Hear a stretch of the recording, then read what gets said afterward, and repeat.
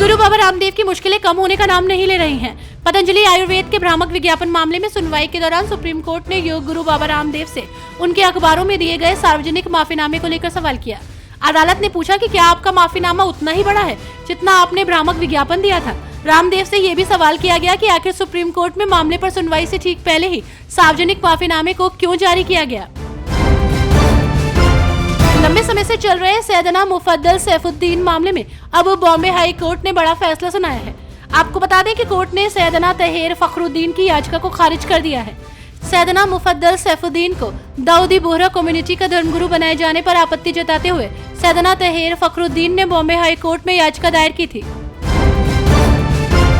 महाराष्ट्र के दो बड़े दलों शिवसेना और राष्ट्रीय कांग्रेस पार्टी की टूट से भाजपा का रास्ता भले ही आसान हो गया हो, लेकिन पिछले कुछ महीने चले मराठा आरक्षण आंदोलन और इसकी धुरी रहे मनोज जरांगे पाटिल का एक आह्वान भाजपा के लिए चिंता का कारण बना हुआ है। दरअसल जरांगे पाटिल ने मराठा समाज से आह्वान किया है कि वो मराठों को कुणबी समाज का दर्जा देकर ओबीसी कोटे के तहत आरक्षण देने के विरोधियों को हटाए। लोकसभा चुनाव को मद्देनजर रखते हुए पीएम मोदी ने अपने दौरे और भी तेज कर दिए हैं। वोटरों को साधने के लिए तरह तरह के बयान भी दे रहे हैं। ऐसे में राजस्थान पहुंचे पीएम मोदी ने कहा कि यहाँ पर राजस्थान में एकजुटता को तोड़ने की कोशिश हो रही है, जिसे बर्दाश्त नहीं किया जाएगा। उन्होंने कहा कि कांग्रेस आपके मंगलसूत्र को हाथ लगा सकती है, पंजे में इतनी ताकत है, एकजुटता ही राजस्थान की सबसे बड़ी पूंजी है। दिल्ली के सीएम अरविंद केजरीवाल की गिरफ्तारी के बाद से ही दिल्ली में सियासी बवाल मचा हुआ है और ऐसे में अब आपके राज्यसभा सांसद संजय सिंह ने बीजेपी की केंद्र सरकार पर बड़ा आरोप लगाया है। उन्होंने कहा कि 24 घंटे आप 3 बार के निर्वाचित मुख्यमंत्री की निगरानी कर रहे हैं। पीएमओ, पीएम और एलजी सारे नियम कार्य तोड़कर अरविंद केजरीवाल की सीसीटीवी के जरिए निगरानी कर रहे हैं।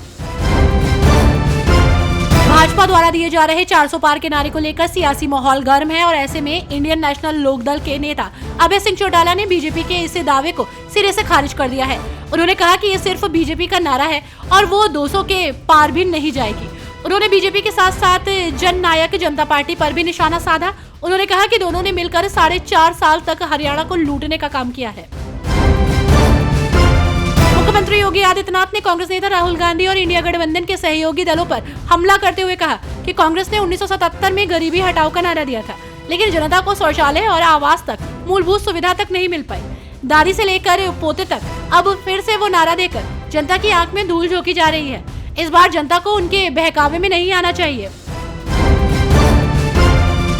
दिल्ली जल बोर्ड के पूर्व सलाहकार अंकित श्रीवास्तव के खिलाफ सतर्कता विभाग ने एंटी करप्शन ब्यूरो को मामला भेजा है। इसमें कहा गया है कि एसीबी मामले की जांच करे। सतर्कता विभाग के विशेष सचिव YVVJ राजशेखर ने एसीबी के संयुक्त आयुक्त को लिखे पत्र में कहा है कि अंकित श्रीवास्तव मौजूदा समय में भी दिल्ली जल बोर्ड के आधिकारिक व्हाट्सएप ग्रुप के सदस्य बने हुए हैं। दिव्यांग बच्चों की मां को चाइल्ड केयर लीव देने के मामले में सुप्रीम कोर्ट ने कहा है कि विकलांग बच्चे की देखभाल करने वाली मां को बाल देखभाल अवकाश देने से इनकार करना कार्यबल में महिलाओं की समान भागीदारी सुनिश्चित करने के राज्य के संवैधानिक कर्तव्य का उल्लंघन होगा। मुख्य न्यायाधीश DY चंद्रचूड़ और न्यायमूर्ति JB पारदीवाला की पीठ ने दिव्यांग बच्चों वाली कामकाजी महिलाओं को चाइल्ड केयर लीव देने के मुद्दे पर नीतिगत निर्णय लेने के लिए हिमाचल प्रदेश के मुख्य सचिव की अध्यक्षता में एक समिति गठित करने का निर्देश दिया है।